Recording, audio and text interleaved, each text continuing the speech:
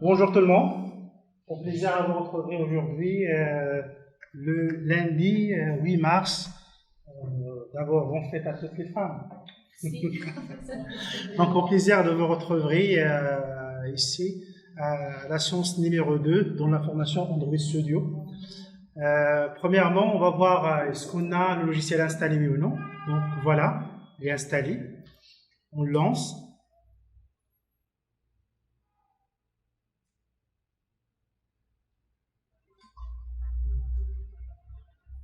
Donc, l'objectif de cette séance, c'est pour rappeler brièvement les différentes fonctionnalités offertes par la plateforme et aussi pour voir quelques techniques pour monter le projet facilement et aussi pour comprendre l'architecture d'un projet. Donc, le démarrage du logiciel, pour la première fois, ça prend un peu du temps. Donc, ça dépend de la configuration de chaque machine. Les prérequis pour qu'il démarre facilement, de préférence avoir une machine dotée de 8 Go de la mémoire. Sinon, avec 4 Go, vous avez des petits problèmes pour le chargement. Donc, de 8 Go, ça fonctionne correctement. Donc, dans une première étape, j'ai essayé d'arrêter le projet chargé et j'ai essayé de charger un nouveau projet. Voilà.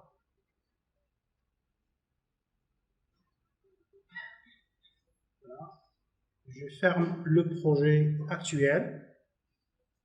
Donc ça, c'est la page de démarrage. Donc dans cette page de démarrage, vous pouvez charger un projet, vous pouvez compléter la configuration de votre installation, soit en termes de SDK, soit en termes de AVD, soit aussi en termes d'import-export des projets. Donc on dit que dans la séance bonsoir. Ça va, on dit que de la séance précédente, on a déjà terminé les installations, mais ça n'empêche, on peut voir les choses. Donc, en termes de SDK, on va voir les SDK téléchargés. Donc, dans cette machine, vous pouvez constater, on a bien la version 5, la version 6, la version 8, la version 9 et la version 10. Télécharger plusieurs versions, tout simplement, ça va vous permettre d'avoir l'adaptabilité de votre application. Est-ce que votre application, ça fonctionne avec des plateformes différentes. Aussi, vous avez des outils complémentaires, voilà, qui vont vous permettre de travailler à l'aise. Par exemple, vous avez le Android Emulator. Ça, ce qui va vous permettre de créer des machines virtuelles. Vous avez aussi un accélérateur pour les personnes qui ont la version Intel de microprocesseur. Donc, tout simplement pour accélérer l'exécution de la machine virtuelle. Vous avez aussi le Android SDK Tool. Ça, c'est un assistant qui va vous permettre d'avoir des fonctionnalités. On va voir quelques fonctionnalités durant le travail, mais sans des outils qu'on peut l'ajouter même après l'installation. Et même, on peut ajouter d'autres outils si vous avez une bonne connexion. Donc, nous constatons que tout ce qu'on a besoin, il est là. Ça passe très bien, il n'y a pas de souci. On peut travailler. Par la suite, vous pouvez voir aussi le AVD. Donc, le AVD Manager, c'est l'utilitaire qui nous permet de créer des machines virtuelles. Créer des machines virtuelles, soit au niveau des smartphones, soit au niveau des tablettes, soit au niveau des TV, soit au niveau de Android Cars. Donc, tout simplement pour tester votre application dans différentes plateformes. Donc, on va voir les AVD, ou plutôt les machines virtuelles qui sont déjà créées. Donc, nous avons ici deux machines virtuelles. La machine virtuelle est AGI. Voilà, et la machine virtuelle test. Donc, soit vous pouvez accepter ça, soit vous pouvez créer vos propres machines virtuelles. Donc, la création des machines virtuelles nécessite des SDK. Donc, on ne peut pas créer une machine virtuelle si nous n'avons pas une version de SDK qui est déjà installée. Donc, on va lancer la création d'une machine virtuelle. Donc, la création de la machine virtuelle, premièrement, vous devez spécifier quelle catégorie de device vous pouvez travailler. Donc, TV, phone, wear, tablette, automotive, on va choisir le téléphone. Ça va? On peut choisir l'apparence. C'est gratuitement, vous ne payez rien. Parce que c'est virtuel. Ça va? Donc on va choisir cette version. Aussi, il y a un bouton qui va vous permettre de charger l'apparence de votre machine virtuelle si vous souhaitez. Vous trouverez dans un certain site des apparences que vous pouvez chercher, soit pour Samsung, soit pour Huawei, soit pour votre produit. Donc on va cliquer sur Next. Dans Next, vous devez choisir donc, avec quel SDK. Donc, avec quel SDK, j'ai dit pour moi, je préfère la version Marshmallow. Donc la version Marshmallow, c'est la version plus stable pour moi. Ça donne que vous avez une version où vous avez une grande majorité des devices. À ne pas choisir la dernière, la plus récente. Car si vous avez travaillé avec la plus récente, donc vous trouverez que le nombre des personnes qui ont la mise à jour, c'est pas vraiment comme le nombre des personnes qui ont des versions plus ou moins anciennes. Donc on va travailler avec la version Marshmallow. Next. Cette étape, c'est très important. Vous donnez le nom de la machine virtuelle.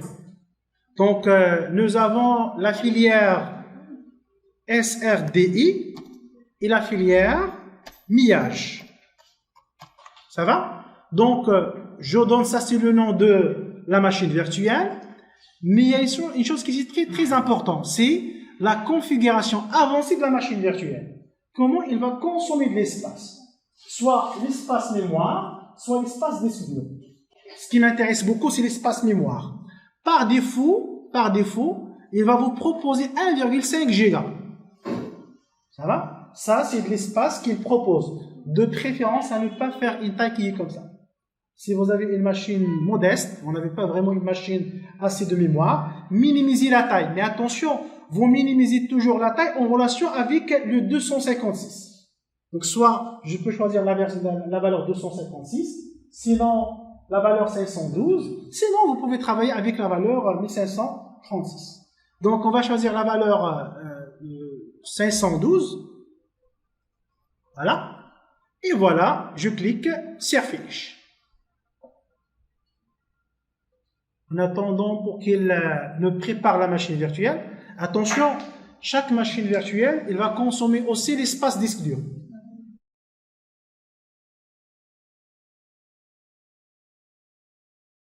Donc, si vous avez créé une machine virtuelle, vous avez le droit, voilà, de la modifier par la suite.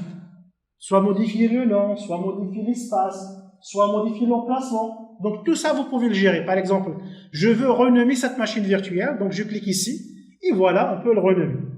Donc, la modification, ça te permet de éditer toute la machine virtuelle. Et aussi, vous pouvez supprimer, si vous souhaitez, ne pas utiliser votre machine virtuelle. Donc, nous avons la machine virtuelle SRDI MIAGE. On va lancer la machine virtuelle pour voir comment ça fonctionne. Voilà. Yes.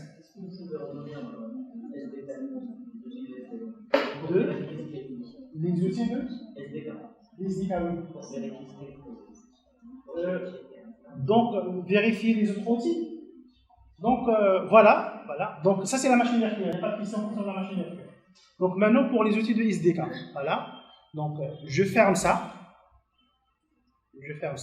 Et même, je ferme cette machine virtuelle, si vous souhaitez le fermer. Voilà. Je reviens vers la configuration de SDK Manager. Donc, l'essentiel des outils, c'est le SDK Tools, le Android Emulator, l'accélérateur par rapport à Intel. Donc, si vous avez un microprocesseur Intel, ça te permet uniquement d'accélérer l'émulateur par rapport à votre machine. Ça va? Et je crois qu'il y a aussi une autre, si vous souhaitez faire la publication au niveau de Play Store. Puisqu'on n'arrive pas à faire rien pour le Play Store, donc on ne va pas l'installer. Mais le fait d'avoir l'installation au niveau de Play Store, on a vraiment besoin d'installer les API de Google Play Store. Et les sites qui sont aussi. Voilà. Pour la licence, ça va? Yes, donc si nous souhaitons publier, puisque maintenant on ne va pas publier, donc on va travailler uniquement avec les outils de développement. Donc je crois, yes? Est-ce que c'est nécessaire de l'installer? C'est nécessaire d'installer si vous avez un microprocesseur Intel. Car ça c'est un correcteur, je crois, ajouté dans les dernières versions. Il te permet d'accéder, car avant, si vous travaillez avec Android Studio 2 ans avant, il y a vraiment un problème de la partie de simulation. Donc pour lancer la simulation, ça va prendre entre 5 et 10 minutes. Donc il y a une collaboration entre Intel et Android, tout simplement pour accélérer la simulation. Donc c'est comme on dit ça, c'est le patch. le patch pour accélérer. Mais si vous n'avez pas un titre, donc c'est pas besoin d'installation. Donc, yes? Pardon, Il n'y a pas de souci. Ça va tout le monde? Ça passe bien? Donc, on a bien vérifié l'essentiel. On va créer maintenant un nouveau projet. Donc, le nouveau projet qu'on va créer, c'est un projet qui est basé sur une activité vide. Voilà. Next. Par la suite, chaque projet, il a besoin d'un titre. Le titre doit commencer, c'est pas doit commencer, de préférence à commencer avec un caractère majuscule. J'aimerais bien que le titre de chaque application, il aura le titre de la séance. Par exemple, la séance d'aujourd'hui, la séance numéro 2. Donc, on va nommer séance 2. Évitez les accents. Évitez les accents pour que votre projet sera un projet plus ou moins n'est pas dépend des accents, surtout pour la langue française. Le package, c'est avec la programmation Java. Ça, c'est l'endroit de stockage de projet. Et ça, avec quel langage on peut développer le projet? Nous avons deux langages. Nous avons le langage Java, nous avons le langage Kotlin. Ils sont similaires. Je préfère qu'on travaille avec Java, car vous avez déjà des compétences en Java, mais pourquoi pas les exploiter pour qu'on puisse y avancer. On va choisir le langage Java. Ici, c'est très important, vous pouvez choisir quel SDK. Donc, vous pouvez constater, si on travaille avec Lollipop, la version 22, vous avez la popularité de 92. Mais si vous avez une version qui est plus récente, par exemple, ça c'est la dernière version, la version 30, je crois que vous êtes la seule personne qui l'utilise. Ça va? À ne pas travailler avec la plus récente, mais travailler avec la version populaire. La version populaire sont les versions qui te donnent le droit vraiment de toucher ou d'avoir une popularité au niveau de votre application. En même temps, à ne pas choisir une version très ancienne. Par exemple, moi, je ne veux pas travailler avec Jelly Bean, la version 16. Je travaille avec Marshmallow, voilà, avec Lollipop, ça fonctionne très bien. Donc, je clique sur Finish. Monsieur, Yes. une question à propos du choix de SD. Est-ce qu'on risque pas d'avoir des vulnérabilités vis-à-vis des patchs sur les derniers API? Vous avez des corrections. Exactement. La question maintenant, c'est inversée. La question, il est compatible avec quoi? Il n'a pas proposé, il est de quelle version de SDK? Il ne sera pas limité à le SDK qu'on a choisi. Mais il sera compatible jusqu'à cette version. C'est-à-dire que quand je travaille avec la version 22 de Marshmallow, ou la version 23, c'est-à-dire qu'il sera compatible jusqu'à la version 23. Mais je travaille avec la dernière version que j'ai déjà téléchargée. Donc, vous avez les avantages de la dernière version. Moi, je développe avec la version 30. Mais il est compatible avec le 22. Donc, si, par exemple, on va voir il y a combien de noms, il y a des machines, donc combien de fois vous avez de la mise à jour. Voilà, on va avoir des personnes qui ont une mise à jour. Jusqu'à maintenant, nous avons des personnes qui ont, c'est pas uniquement Marshmallow, j'ai les premières versions. Ça va? Donc, de préférence, à sélectionner la version où vous avez la popularité. Ça va? Mais vous bénéficiez bien sûr de toutes les fonctionnalités offertes de votre machine.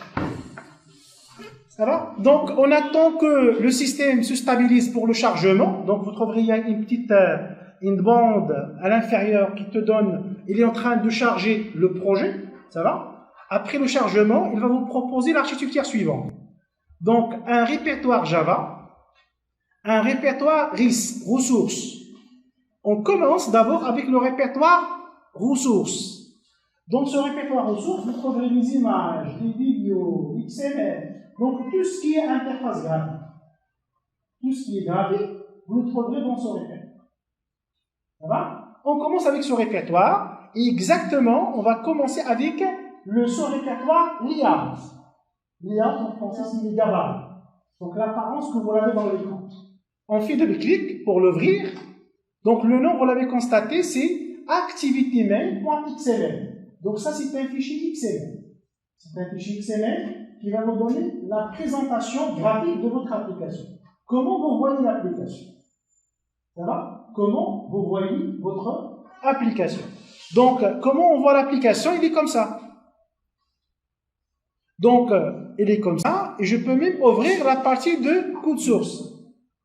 Et ça, c'est la partie de rédaction de XML. On va travailler d'abord avec la partie design et revenons par la suite vers la partie de code. Donc, nous avons un petit texte. Vous pouvez agrandir et vous pouvez minimiser si vous souhaitez. Ça va? Vous avez aussi une boîte à outils et un menu des assistants pour que vous pouvez travailler facilement. Donc, j'essaie de supprimer ce message de Hello World et vous pouvez avoir ici les objets disponibles. Donc, vous avez différentes catégories. Par exemple, vous avez dans la catégorie button, vous avez les boutons, les images, les radios, les options, les cases à cocher. Par exemple, je peux intégrer un bouton. Donc, j'intègre le bouton, ça va? Chaque objet, il dispose d'un ensemble des attributs. C'est comme la programmation orientée objet. Chaque classe, il a des attributs, il a des méthodes. Donc, chaque objet intégré ici, il a des propriétés. Donc, les propriétés, c'est le nom, la taille, le text size, la position. Donc, tout ça sont des propriétés. Donc, le texte qu'on a ici, c'est button. Je peux écrire c'est bonsoir. Ça, c'est le texte. Bonsoir. Donc, le texte bonsoir, il est affiché avec une petite taille. Je peux changer la taille afin d'avoir une taille convenable. Ça, c'est la taille text size. Donc, vous le cherchez en bas. Le text size, par défaut, il va vous proposer 14. Je peux changer avec une valeur convenable. Ça va? La valeur, c'est 30. Vous constatez que votre texte, il a une taille convenable. Mais, nous avons donné le texte qu'on affiche, nous avons donné la taille, on doit donner ce qu'on appelle l'identifiant. Le bouton qu'on a, il a besoin d'un identifiant. Pourquoi il a besoin d'un identifiant? Pour qu'on puisse le programmer par la suite. Ça va? Pour qu'on puisse le programmer par la suite. Donc, ça c'est le bouton. Je monte vers le haut. Voilà. Donc, le nom de bouton, c'est button. Vous pouvez donner un nom qui vous convient. Par exemple, le nom qui me convient, c'est BTN1. C'est le bouton numéro 1. Donc, ça c'est le nom. Il y a une différence entre le nom et l'affichage. L'affichage, c'est une chose, ce que vous voyez, mais le nom, c'est le nom qui te permet de programmer l'objet. Donc, je programme l'objet, par exemple, avec le nom BTN. Ça va? J'essaie de faire un test pour voir comment ça fonctionne. Je démarre la machine virtuelle, AVD Manager. Ça, c'est la machine virtuelle qu'on a créée, c'est SRD-MIH. Je le lance.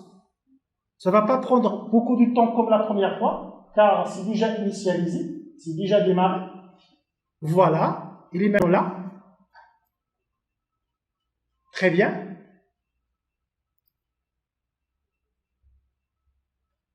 Ça va? Et je peux voir maintenant, je lance l'exécution. Je clique sur cette icône. Hein? Donc, l'exécution lancée, donc vous avez une barre qui va vous indiquer le degré de chargement. Ça ne va pas prendre beaucoup de temps, 30 secondes, moins, et vous avez l'application, il est chargé. J'ai une remarque. Le bouton qu'on a proposé, on a placé le bouton haut, au milieu, le voyez. On va voir dans la simulation, il est affiché haut. Ça va? On va voir dans la simulation, donc on doit voir le bouton au milieu, car on a placé le bouton au milieu. Ça va? On va voir les choses, c'est un peu différent. Ça va? On va voir que ça ne sera pas affiché au milieu. Soit il va tomber, soit il sera suspendu. Ça va? Mais tomber dans le sens inverse. Que le haut, c'est qu'il a le poids, car si vous avez de l'affichage, vous avez les coordonnées X, Y. Donc, le point 0, 0, c'est le point de corner. Ça va? Si vous n'avez pas donné des valeurs, il sera ancré. Il y a l'ancrage, on appelle l'ancrage. Il a l'ancrage dans le point de corner. Ça va? Il y aura l'ancrage dans le point de corner. Voilà, vous l'avez constaté, il est en train d'installer ça dans la machine virtuelle. Voilà. Très bien. Je crois le bouton bonsoir, il est là, mais il n'a pas dans l'emplacement indiqué. Car, puisque nous n'avons pas précisé les emplacements de ce bouton, automatiquement, il est glissé dans le 00. Ça va? On doit faire quoi? On doit proposer ce qu'on appelle l'ancrage des objets. Donc, c'est quoi l'ancrage des objets? Nous souhaitons que cet objet sera affiché dans cet emplacement. Donc, comment faire? Vous pouvez voir le bouton. Il a quoi? Il a 4 carrés. Il a 4 cercles. Les 4 carrés pour dimensionner la taille et les 4 cercles pour faire l'ancrage par rapport à l'emplacement. Donc, je vais faire l'ancrage de quoi? Avec le up. J'ai fait l'ancrage avec le down. Et j'ai fait l'ancrage avec la droite. Et finalement avec la gauche. Donc, certainement, maintenant, il sera affiché dans cet emplacement. Certainement, il sera affiché dans cet emplacement. Donc, je relance l'exécution. Ça va? Et vous constatez que la position maintenant, c'est différente par rapport à la première itération. Donc, la première itération, nous avons dans le coin, et maintenant, il sera affiché dans la position souhaitée. Ça va?